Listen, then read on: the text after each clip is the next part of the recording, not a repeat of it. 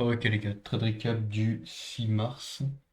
Aujourd'hui je me suis pris un SL, mais en soi c'est normal parce que regardez, si on va dans mes cours de progression, j'ai fait que gagner sauf vendredi dernier. Donc c'était sûr qu'il y avait une loss qui allait arriver, c'était sûr que j'allais perdre. Je sais pas quand, mais c'était sûr que ça allait arriver. Et en soi ça me dérange pas parce que j'ai même pas perdu 1%. Ce qui me dérange c'est plus le trade que j'ai pris, c'est sur le MNQ. Tac, là. Pourquoi ça se met pas? Je sais pas. Tac, c'est plutôt mon exécution qui n'était pas super en soi. J'aurais quand même tradé juste après, mais je me suis quand même fait SL, ou du moins break-even. Mais voilà. Donc on va passer au trade recap. Tac. Alors, en 1 heure, qu'est-ce que j'avais comme liquidité? Tac, donc. Alors, on avait ce haut-là, on avait ce haut-là plus haut, mais pour moi c'était baissier. On avait ce lot-là et ce lot-là qui était une très très grosse liquidité à prendre.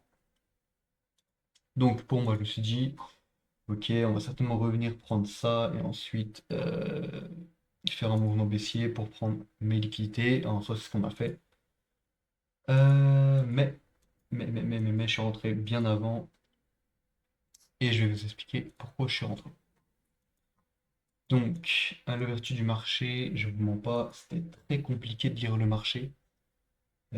Aujourd'hui, le prix, il est un peu, je sais pas, il était bizarre un peu. Donc, il a vraiment beaucoup consolidé. Que ce soit sur le Nasdaq ou sur l'IS, c'était un peu bizarre. Il n'y avait pas beaucoup de gros mouvements à faire et tout. Donc, ce que j'ai vu, moi, c'est tac. On consolide et en gros, on a conservé l'order flow baissier. Bon, tac, on a conservé l'order flow baissier, on n'a pas break la structure, on n'a rien fait.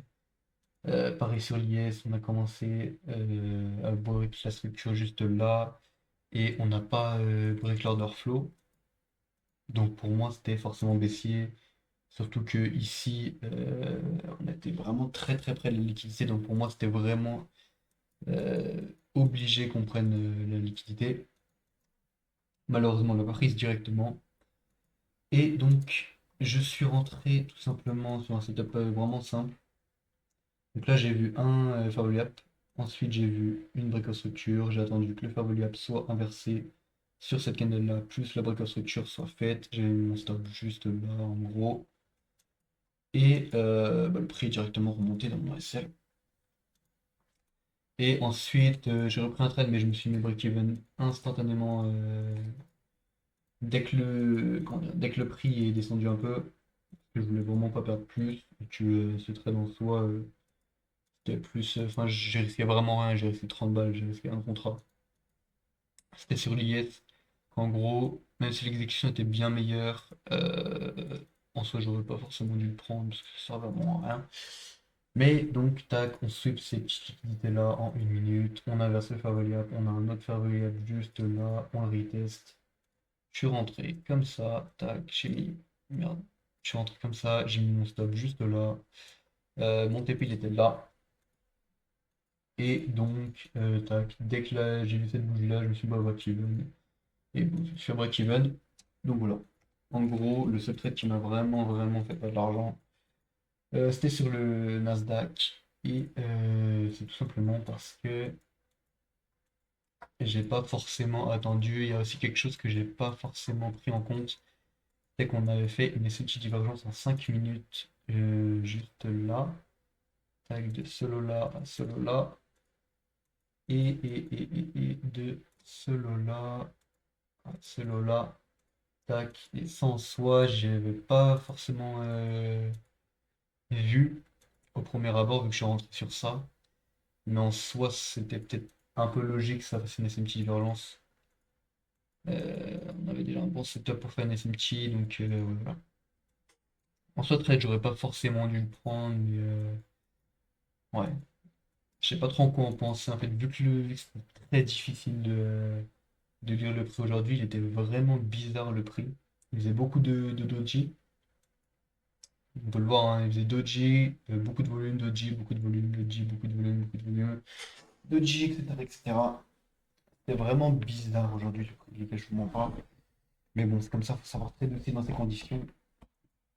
Et voilà, au moins ça me remet un peu les idées en place, parce que je faisais que gagner. Et de toute façon, je savais qu'il y allait avoir une lose un jour, c'était obligé. Et en soi, je suis content parce que ma lose, elle est pas non plus énorme, c'est même pas 1%. C'est 0,7%. Voilà, c'est même pas 1% de mon compte.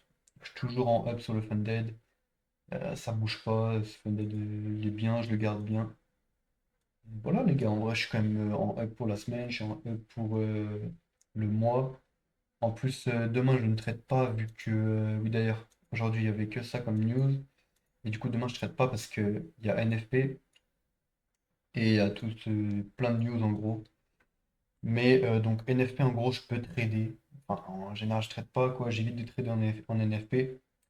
Mais le NFP en soi, sur les Forex, c'est hardcore les mouvements que ça fait. Mais sur des contrats à terme, ça va. En gros, le NFP, il fait pas beaucoup de mouvements.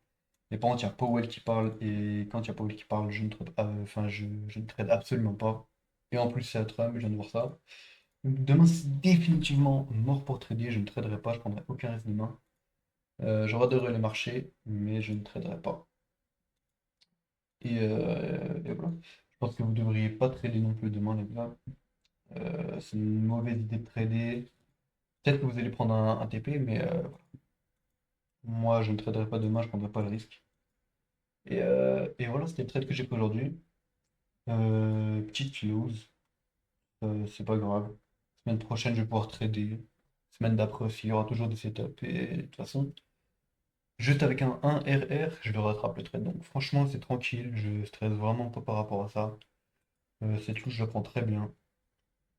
Voilà, les deux, trois trucs que j'aurais pu améliorer. De toute façon, je vais backtester, je vais re-backtester ce que j'aurais pu faire de mieux aujourd'hui, quel trade j'aurais pu prendre, etc. Et voilà, les gars, c'est tout ce que j'avais à dire. C'était le petit trade récap d'aujourd'hui. Et puis voilà, demain. Enfin, non, du coup, à lundi.